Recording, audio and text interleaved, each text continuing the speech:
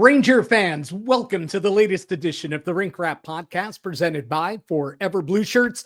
I'm your host, Jim Cerny. Thanks for tuning in again this week. Hope you had a great Thanksgiving last week. Hope you spent a lot of time with family and friends and enjoyed yourself. Hopefully you didn't get too stuffed. Hopefully you avoided the tube or stream or however you take in your Rangers hockey, because maybe that might have put a dent in your festivities around Thanksgiving last week. Because that Thanksgiving Eve game in Raleigh, blowing the third period lead, losing to the Carolina Hurricanes down in Raleigh, that wasn't so pleasant, extended losing streak. And then you follow that up on Black Friday afternoon down in Philadelphia, a game that you probably had circled and said, you know what, we'll break the losing streak here. Yeah, not so much. Not a great effort. Again, another bad start by the Rangers. And that ended up being a 3-1 loss, extended the losing streak to 5 games. So hopefully those 2 games didn't put a big damper on your Thanksgiving. Again, I hope you had a great time with your family. And now we've fast forwarded into December and, you know, the holidays coming up, whether it's Christmas or Hanukkah or Kwanzaa, whatever you celebrate, it's up on the horizon now here in December. And hopefully you're looking forward to that as well as some Rangers hockey this month. It's a big, important month for the Rangers. You're talking about a team that's lost 10 out of its last 18, including 6 out of its last 7. I mean, it's a spiral right now, and that spiral's going down. And the Rangers really need to pull this together. This stretch has gone on way too long. And you look at the season right now, the 5-0-1 start seems to be the blip on the radar, right? You would have thought, here they are, the defending President's Trophy winners and team that went to the Eastern Conference Final last year, 2 out of the last 3 seasons. That, you know, the blip would be that they hit a little bump in the road in the schedule, but then they figure it out and, you know, they get back on track and here we go. But no, right now the blip is the 5-0-1 start because the Rangers have lost 10 out of 18 since. And right now find themselves 4th place in the division, tied for 4th place in the Metropolitan Division with the Philadelphia Flyers. And get this, here's your galling stat of the day, right? If you're a fired up, angry Rangers fan, and you know you've been going through all the numbers and you're sickened by them, you know about the losing streak, you know it all, right? How about this one? Rangers are 9 points out of 1st place in the Metropolitan Division. Now, not great, but you're still above 500. Your points percentage, I believe, is 7th best in the Eastern Conference. So you're still a playoff team in the Eastern Conference. You're 9 points back. You can make yourself feel a little bit better because you have games in hand on every team that's ahead of you in the Metropolitan Division. Okay. But here comes the galling number. The New York Rangers are just 2 points out of last place in the Metropolitan Division. 2 points behind the New York Islanders and the Columbus Blue Jackets. They played the same amount of games as the Blue Jackets, and they have a game in hand or 2 games in hand on the Islanders. And then, of course, right above them and just a point behind the Rangers, you have the resurgent Pittsburgh Penguins who've won 4 in a row and roll into the Garden on Friday. That now becomes a really big game for the struggling Rangers and the resurgent Penguins. But, you know, we'll get to that. But chew on that number for a little bit. You are 2 games out of last place. That's who you are more than a quarter of the way through the season if you're the New York Rangers. 2 points. 2 points up on the Islanders, who are certainly not anybody's idea of a juggernaut or anything good this season. But a team with a lot of excuses, a lot of injuries to key guys this year. I mean, they have really been bogged down. The Islanders have really snake bitten with the injury bug. But okay, that's their situation. But you're 2 points up on the Columbus Blue Jackets, who played the same amount of games as you have. Rangers and Blue Jackets each have lost 10 games in regulation this season. They almost have identical records. The Rangers have more wins. They have 2 more wins. And then Columbus has lost a couple games in overtime, so they get a couple points back. So Columbus is 2 points back of the Rangers in the standings. Rangers just 2 points ahead of them. This is the Columbus Blue Jackets, expected by everybody to be in the running for the number 1 overall pick in the 2025 NHL draft. And that was before they traded Patrick Laine to the Montreal Canadiens and before the tragic accident that took the life of their best player, Johnny Gaudreau, the biking accident this summer. So that was before you removed Laine and Gaudreau from your lineup. Nobody expected anything out of Columbus. And here they are. They're just 2 points behind your New York Rangers.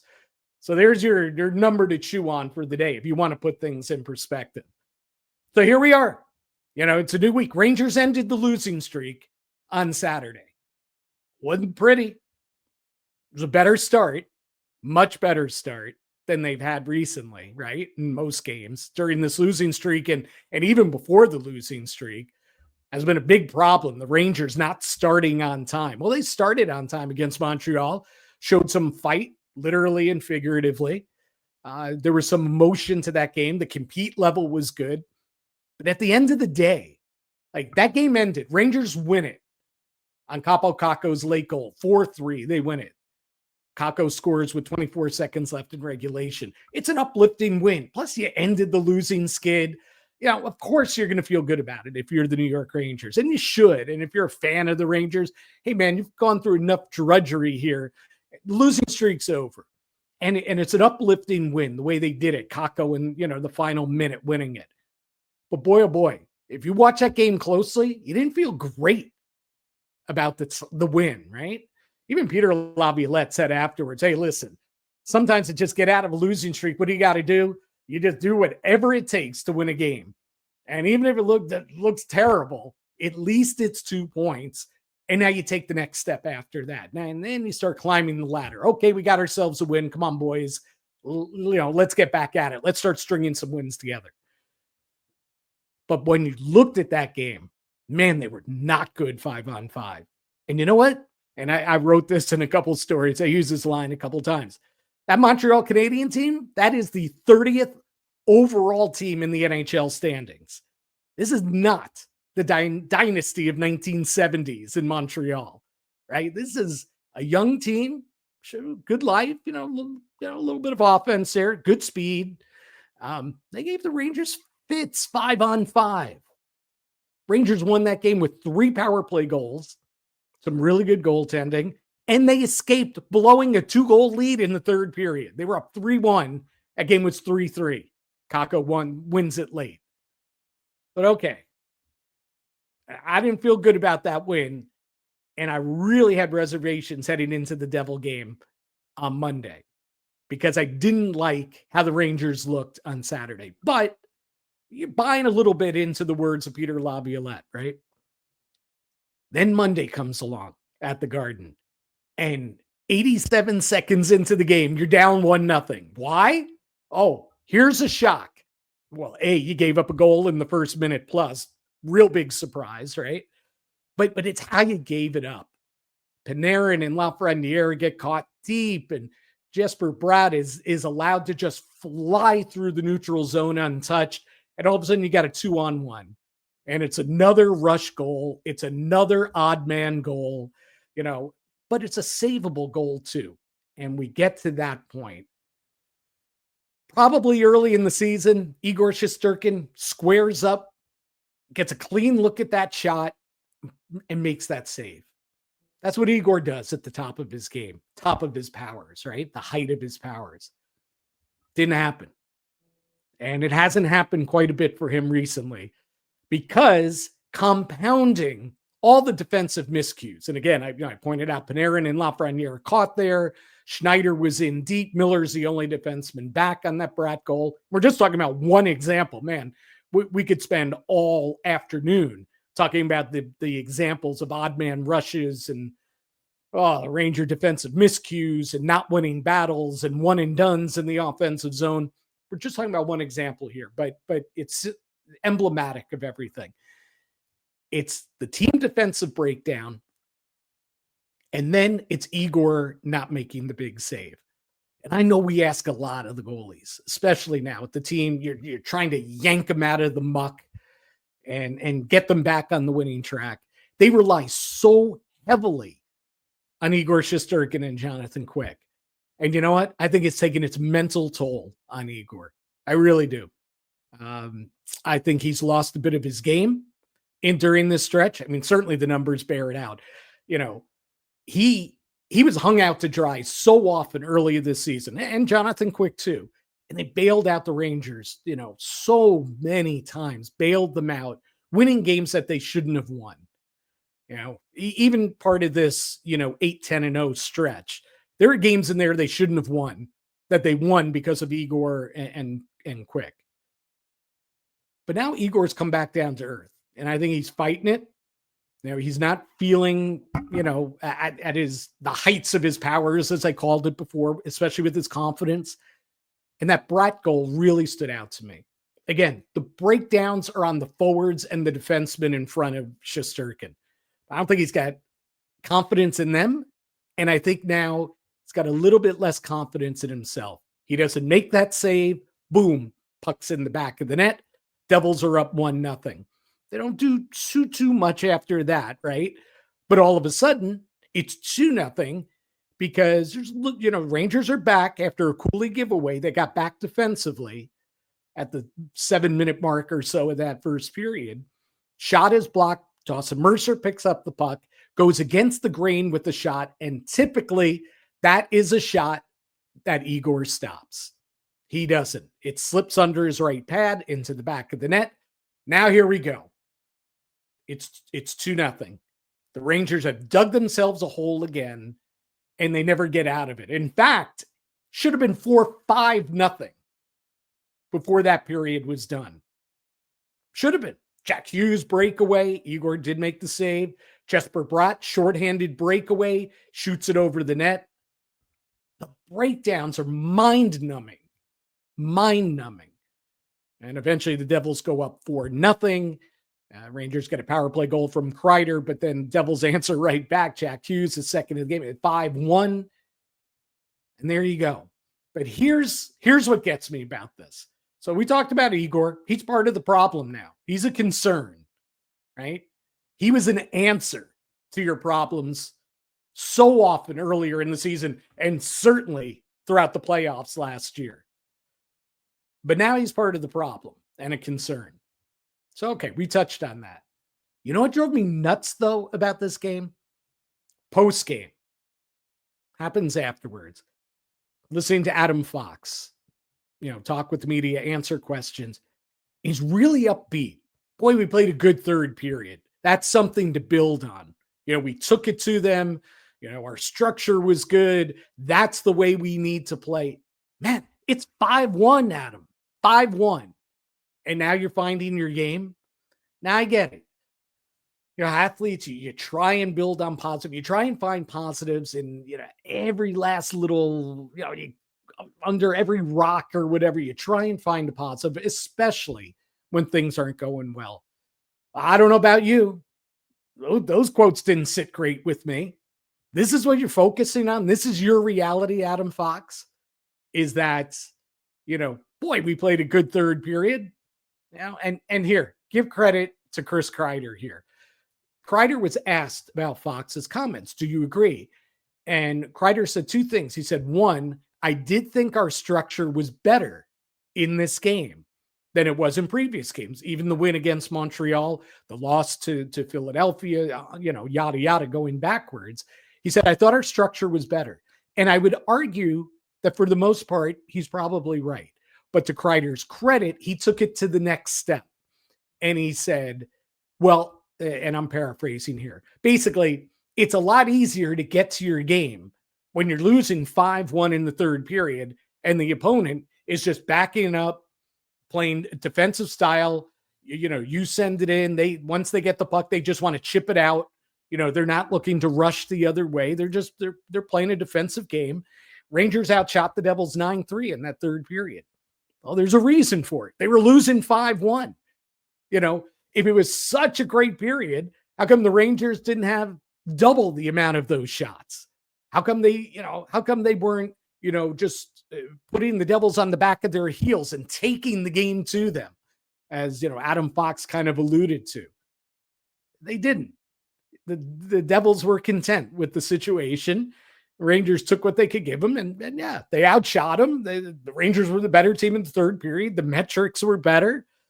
But at the end of the day, we were losing 5-1 at that point. The game had totally changed. And again, not only credit to Kreider for pointing that out, but to the coach as well. Peter Laviolette was really hearing none of it. He said, the entire game, you can't even really analyze that third period because of where the game had gone since. Kreider, going back to Kreider, he did talk about the team's structure, right? And that it was better. But he caught himself and he says, but that's after we were down 2-0. He thought that they got better with their structure after that. And supposedly, I guess, after the 2 breakaways by Hughes and Brott. That could have made it 4-0 or 3-0 or whatever. So anyway, all that said, and I take your questions and your comments and, everything that you share with me at Jim Cerny, on Twitter or on X, the former Twitter, on X. And, I know at J Gallo 1626 was shocked, really irritated with Fox's comments post-game. He said, I'm shocked at the Fox interview. You just got blown out in your own building by your rival. And again, you're focusing on, but we were the better team in the third period. So, I get it. He kind of agrees with me. But I disagree with Oki Fromm, who said Kreider just spews out the same lines after each game. He's a major part of the problem. Get his soft self out, along with 93, Mika Zibanejad, and that will help. All right, so let me unpack what we get here in that message that was sent to me, okay? First of all, Kreider, you're right. He typically will say a lot of the same stuff. Win, lose, play well, don't play well. Typically not the greatest quote. He has been much better as of late. I'll tell you what, much better, much more honest, much more raw emotion out of Chris Kreider, who usually keeps that stuff away from the media. And I've known Kreider since the day he was drafted. And, I was with him when I worked with the Rangers, got to know him really well. He really keeps things close to the vest, with the media. And you're right. And part of this quote is right. He does say a lot of the same stuff, but he didn't after the loss to the Devils, as I just, laid out for you there before. So I kind of disagree there. And get his soft self out. Okay, so soft self. I get not being thrilled with Chris Kreider's 5-on-5 play. He is one of the best special teams players in the NHL. How are you going to replace what he does on the power play and shorthanded on the penalty kill if you trade him? I'm not against a trade of Chris Kreider, but you better be getting things back that help replace what you're going to lose if you do trade him. Or you really better get a 5-on-5 stud to replace him, on the wing. So whatever dip you take, on the power play, if you say, hey, I'll put Lafreniere or Cooley in his spot on the power play, and maybe take a little hit there, but we're going to be much better 5-on-5 because we got player X. Okay. So I'm not against trading Chris Kreider. I don't know that I would call him soft self. But again, if you make a trade, and I said this a lot last week, what's your end game? You got to have an end game if you're trading Chris Kreider. It can't just be, I'm sick of this guy. I hate what he says, or, or he's not good 5-on-5. You make your argument. You got to have an end game. How are you going to replace him? How are you going to replace the power play goals and the penalty kill and the shorthanded points and all that? So again, that's just a response there. And again, he has a 15-team no trade clause. So always factor that in. And a pretty high salary. Not an easy guy to trade. And we touched on all that last week. So I'm not going to really dredge up the Kreider Trouba rumors. Though the one thing that I'll get into here is the backfiring of how Chris Drury handled this situation. Sending out the memo, knowing that it was going to get out there in the media, whether he leaked it or somebody else leaked it, and that Kreider and Trouba's names were specifically thrown out there, included, looking to trade these guys, we're open for business. It backfired. The team didn't respond in any great shakes. They didn't come firing out on all cylinders since those rumors came out a week ago. No, it's same slow starts, better against Montreal, but pretty much same slow start, same issues. They're not better by what Chris Drury put out there. And again, where's that trade going to happen? I don't see it. So anyway, so all of that brings me to a big overarching question. I've been asking the fans, getting their take. Who do you blame the most for where we are right now in Ranger land? Who do you blame the most? Does it start at the top with Chris Drury? Is it the next level? Is it the coach, Peter Laviolette? You want Laviolette fired? You blame the players? Do you blame specific players? Do you blame the core players? Now listen, at the end of the day, everybody shares in the blame. Just like everybody last season pretty much shared in the success that was the New York Rangers. Best regular season in franchise history. All right? Everybody had a hand in that. Drury had a hand in that. Jeff Gorton had a hand in that, even though he's up in Montreal now the last few years. But a lot of those players were Jeff Gorton players.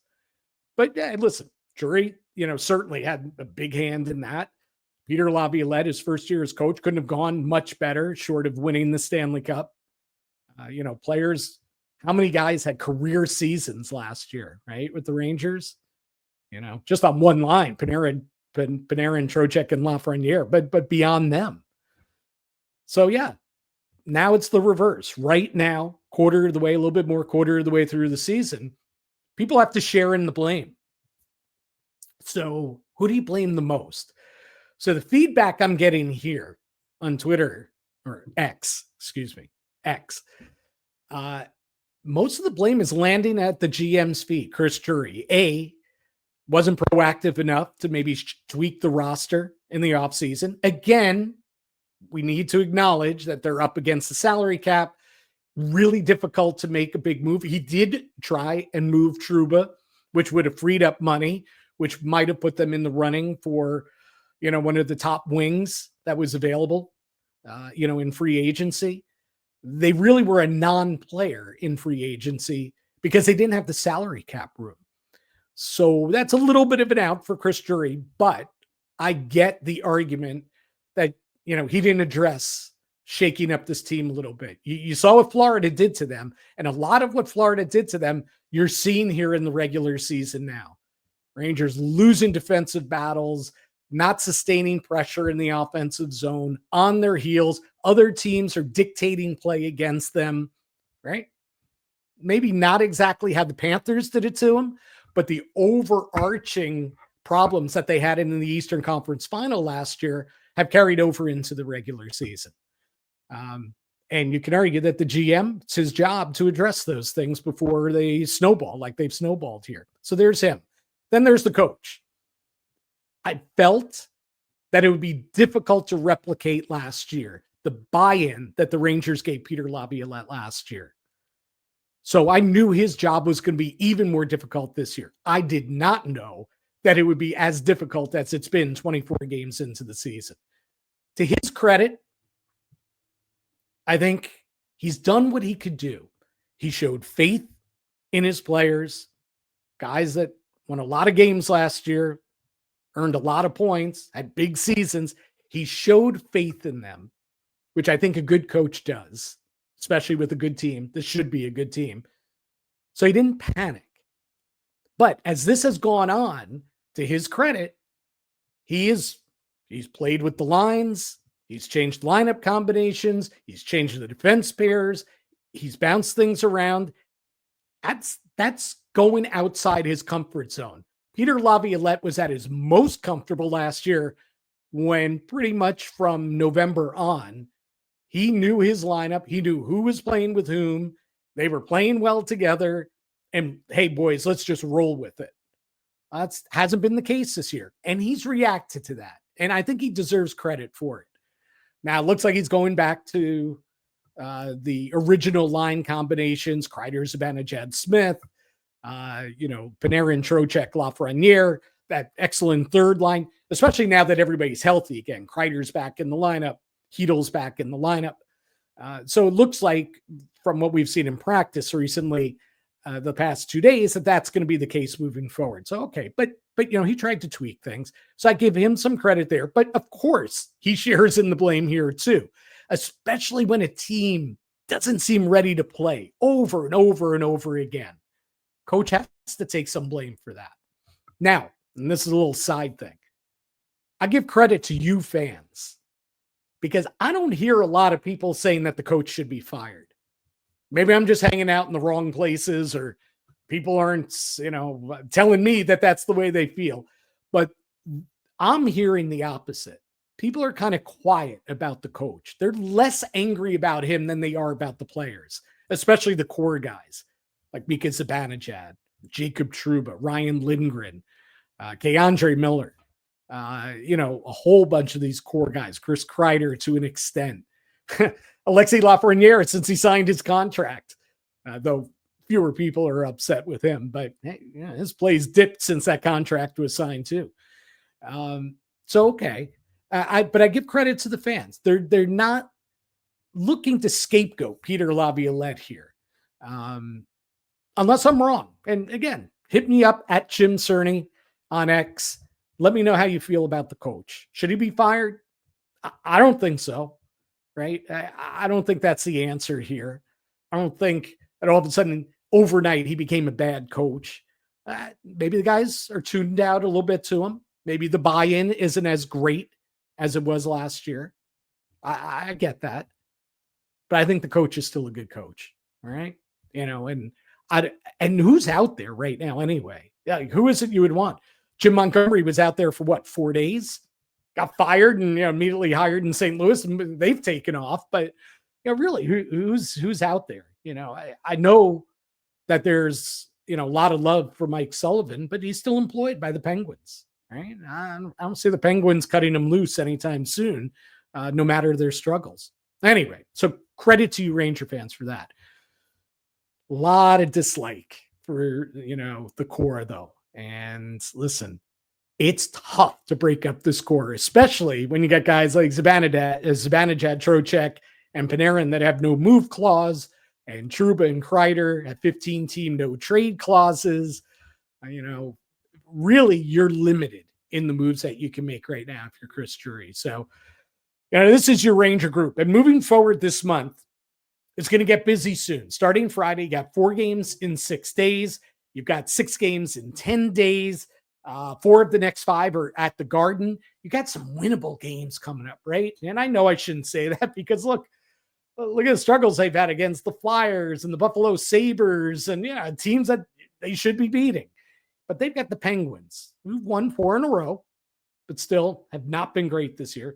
You got the Kraken, you got the Blackhawks, you got the Sabres. Now, these are games where you should start getting healthy, right, on the schedule, and you better. Because you know how you close out this month? First of all, you got a road trip against some Western Conference teams, including the Dallas Stars, about the middle of the month. But you know how you close out the month before you head to January? You've got, in succession, Carolina Hurricanes at Madison Square Garden. Going to be a tough one. New Jersey Devils in Newark. So road game against the Devils. We just saw what the Devils look like on Monday. That's a tough one. Then you go on the road back-to-back in Florida to close out the calendar year. The Tampa Bay Lightning, always tough to win down there. And then, you got the Florida Panthers, who seemingly have your number at every turn. The defending Cup champions. That's how you close out the calendar year. So try and get healthy when you can. And that opportunity is right in front of them right now. If they really believe, if Adam Fox and Vincent Trocheck, who also said he thought the Rangers played much better the other night, Chris Kreider to an extent, if all these guys really believe that they made strides in the Devil game, we'll carry it over to Friday and carry it over against Seattle after that, and against Chicago and Buffalo. Let's see what you got. And then we'll regroup next week right here on the Rink Rap podcast. And, we'll go over it all again. And, I know I promised a guest this week, but I just had too much to say, too much on my mind. So had to talk a lot. I had it in me. And I, also wanted to, get to your messages as well. Thank everybody who sent in messages. John Coutinho wanted to know, is Igor okay physically? As far as we know, absolutely. I mean, he hasn't even taken a maintenance day at practice. So I don't think he is hurt at all. I would say, with the struggles he's having right now, why not run it back what you did after the All-Star break last year? Igor was struggling. Team wasn't playing so great. Got Jonathan Quick a few starts. Team found its rhythm. Igor came back. He had a reset. And boom, the Rangers took off from there. They were best team in hockey, right? They were pretty much the best team in hockey the rest of the regular season, the final 2.5 months of the season last year. Maybe go down that route again. Give Jonathan Quick a couple starts in a row. Let Igor reset. Again, I don't think it's a physical thing with Igor. I think it's a mental thing, John. But thank you for chipping in with the message. Let's see. Joseph Hazard checks in, just down on Chris Drury. Doesn't like the trades. I don't think he liked the Riley Smith trade. How about Riley Smith getting scratched the other day? I know that doesn't carry a lot of weight. Fans want scapegoats, and Riley Smith isn't such a scapegoat. You want Mika to be scratched or whatever. That would send a bigger message. But still, it wasn't insignificant that veterans Riley Smith and Jimmy Vesey were scratched this week. What do you think about the leadership? I'm asked by Anthony Pattern, I believe is his name, at Anthony M. Pattern. What makes you personally think that the culture is good with the New York Rangers, with their leadership? Listen, right now they're going through adversity, and that's a tight group. Has been a tight group for several years. Again, we talked about the core being together. They're being tested right now. And their leadership group, your number one leader is Jacob Trouba, and I think he's, certainly as the face-forward leader of the group, speaking to the media and, kind of being that intermediary, to the fans. He's kept, pretty set, low-key message. Behind the scenes, he may be tearing up that locker room. I don't know. But as far as I know and hear, he's still an extremely respected captain and leader in that Rangers dressing room. And I see Jorge Bannister also asked about the leadership group, which we just touched on. So there we go. That is this week's podcast. Got it all off my chest. I got to a bunch of the messages here. Again, always be sending me messages throughout the week, and we'll work them into the podcast at Jim Cerny over at Twitter. And of course, please continue to follow us and read our stories and our analysis and all the latest news, everything New York Rangers at our website, foreverblueshirts.com. And because it's the holiday season, as I pointed out at the very, very start of the show, make sure to check out shop.foreverblueshirts.com. Okay? Because we got a whole bunch of new Rangers gear there and Forever Blue Shirts gear. So listen, for your Ranger fans, it's now on your Christmas list, Hanukkah list, Kwanzaa list, whatever it might be for New Year's, really any time of the year. Go check out the shop at foreverblueshirts.com. And again, thank you for tuning in, spending your time with me today. We'll be back at it next week. I promise we'll have a top-notch guest joining us. I got the short list going right now. But of course, you're the biggest star of the show. I love getting the feedback from you all and trying to work your comments and questions and all that into the podcast. So we'll do more of that next week as well. Enjoy your Ranger hockey. It starts Friday at Madison Square Garden with the Pittsburgh Penguins rolling into town. Enjoy it. Enjoy your weekend, and we'll catch you next week on Rink Rap.